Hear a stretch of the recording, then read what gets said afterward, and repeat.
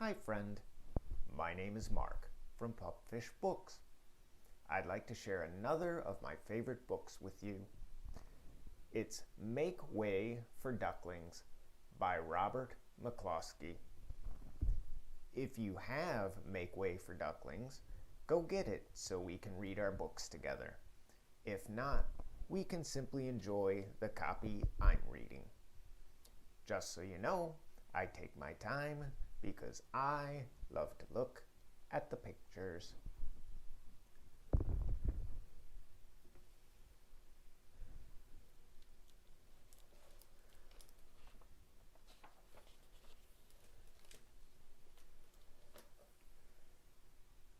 Make Way for Ducklings by Robert McCloskey from the Viking Press, New York.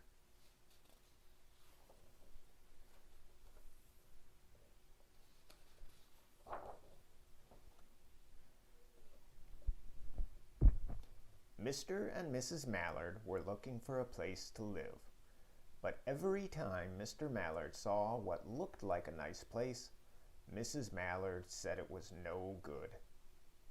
There were sure to be foxes in the woods or turtles in the water, and she was not going to raise a family where there might be foxes or turtles. So they flew on and on.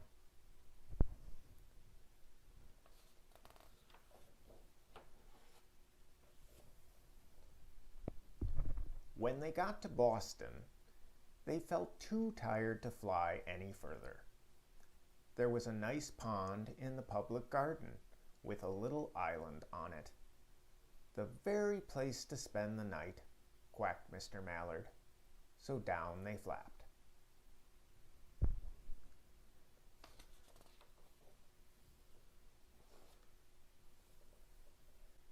Next morning, they fished for their breakfast in the mud at the bottom of the pond. But they didn't find much.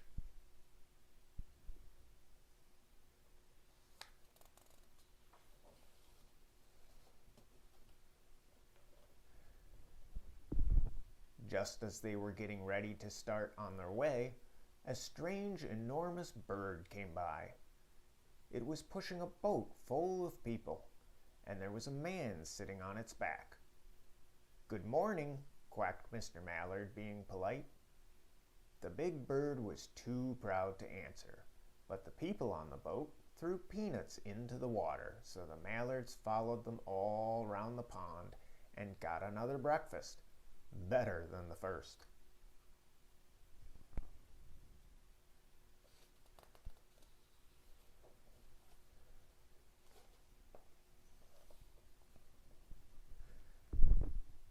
"I like this place," said Mrs. Mallard as they climbed out on the bank and waddled along.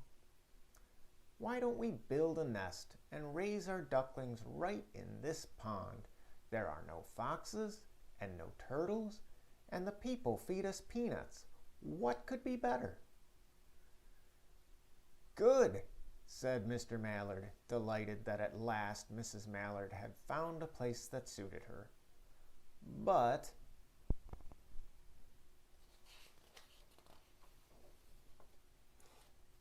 look out!" squawked Mrs. Mallard all of a dither. "You'll get run over." And when she got her breath back, she added, "This is no place for babies. With all those horrid things rushing about, we'll have to look somewhere else." "Weebk!"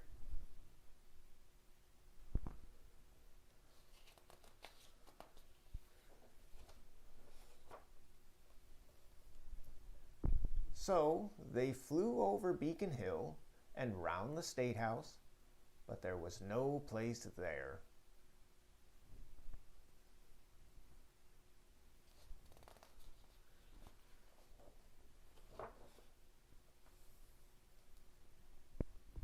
They looked in Louisburg Square, but there was no water to swim in.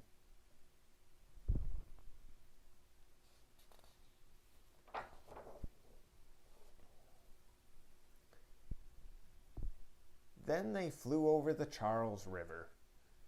"This is better," quacked Mr. Mallard.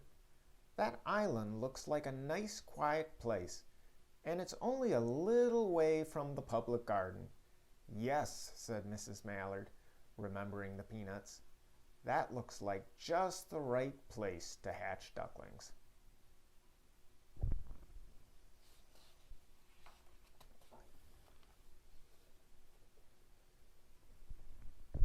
So they chose a cozy spot among the bushes near the water and settled down to build their nest. And only just in time, for now they were beginning to molt. All their old wing feathers started to drop out, and they would not be able to fly again until the new ones grew in.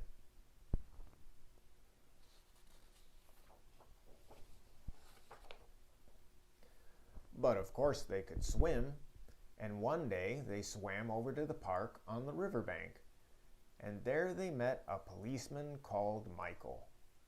Michael fed them peanuts, and after that, the Mallards called on Michael every day.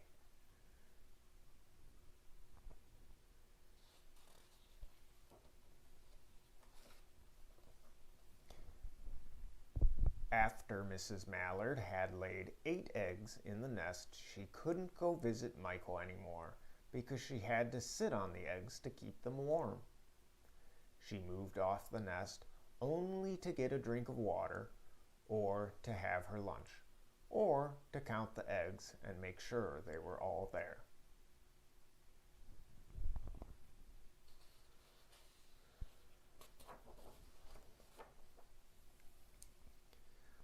One day the ducklings hatched out.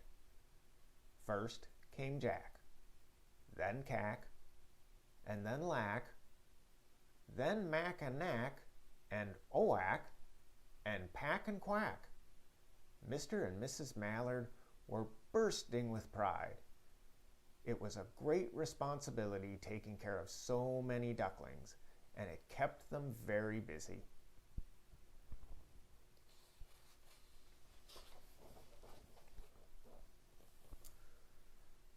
One day, Mr. Mallard decided he'd like to take a trip to see what the rest of the river was like further on. So off he set. "I'll meet you in a week in the public garden," he quacked over his shoulder. "Take good care of the ducklings." "Don't you worry," said Mrs. Mallard. "I know all about bringing up children." And she did.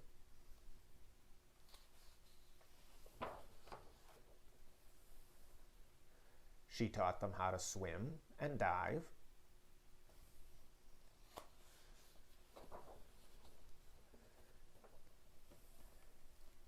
She taught them to walk in a line, to come when they were called, and to keep a safe distance from bikes and scooters and other things with wheels.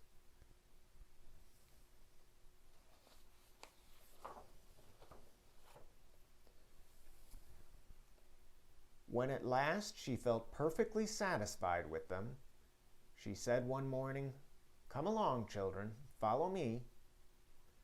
Before you could wink an eyelash, Jack, Cack, Lack, Mack, Knack, Oack, Pack, and Quack fell into line, just as they had been taught. Mrs. Mallard led the way into the water, and they swam behind her to the opposite bank.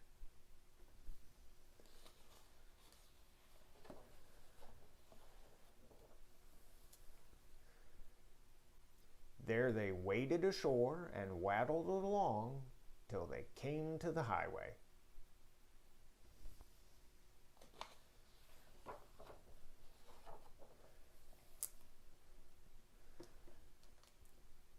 Mrs. Mallard stepped out to cross the road. Honk, honk, went the horns on the speeding cars. Quack, went Mrs. Mallard as she tumbled back again. Quack, quack, quack, quack, went Jack, Cack, Lack, Mack, Knack, Oack, Pack, and Quack, just as loud as their little quackers could quack. The cars kept speeding by and honking, and Mrs. Mallard and the ducklings kept right on quack, quack, quacking.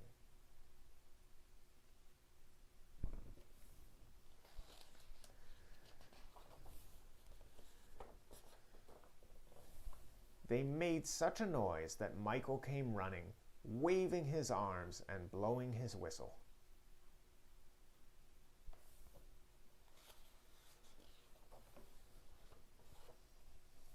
He planted himself in the center of the road, raised one hand to stop traffic, and then beckoned with the other the way policemen do for Mrs. Mallard to cross over.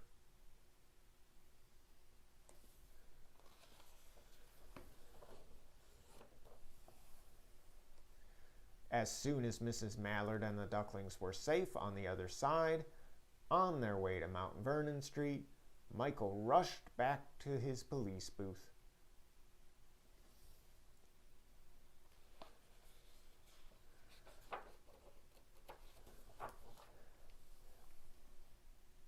He called Clancy at headquarters and said, "There's a family of ducks walking down the street."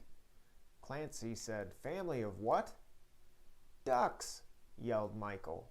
"Send a police car, quick."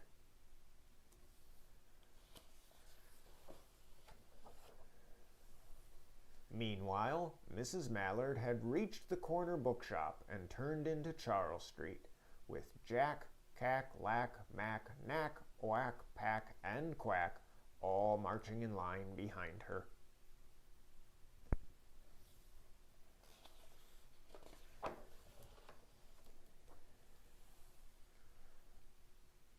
Everyone stared. An old lady from Beacon Hill said, "Isn't it amazing?" And the man who swept the streets said, "Well now, ain't that nice?" And when Mrs. Mallard heard them, she was so proud she tipped her nose in the air and walked along with an extra swing in her waddle.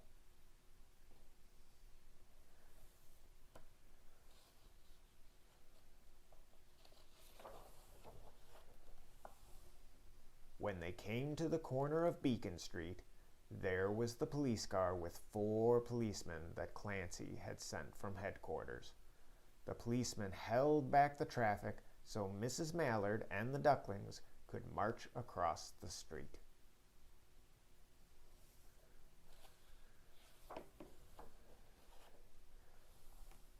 Right on into the public garden.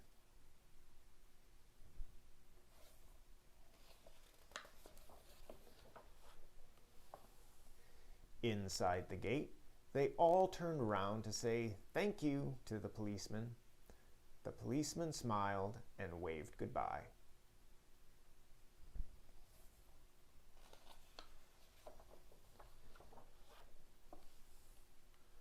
When they reached the pond and swam across to the little island, there was Mr. Mallard waiting for them, just as he had promised.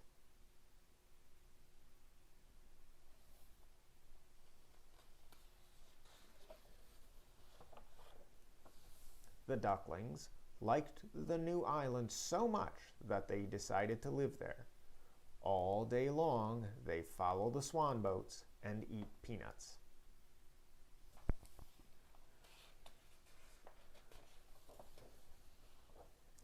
And when night falls, they swim to their little island and go to sleep.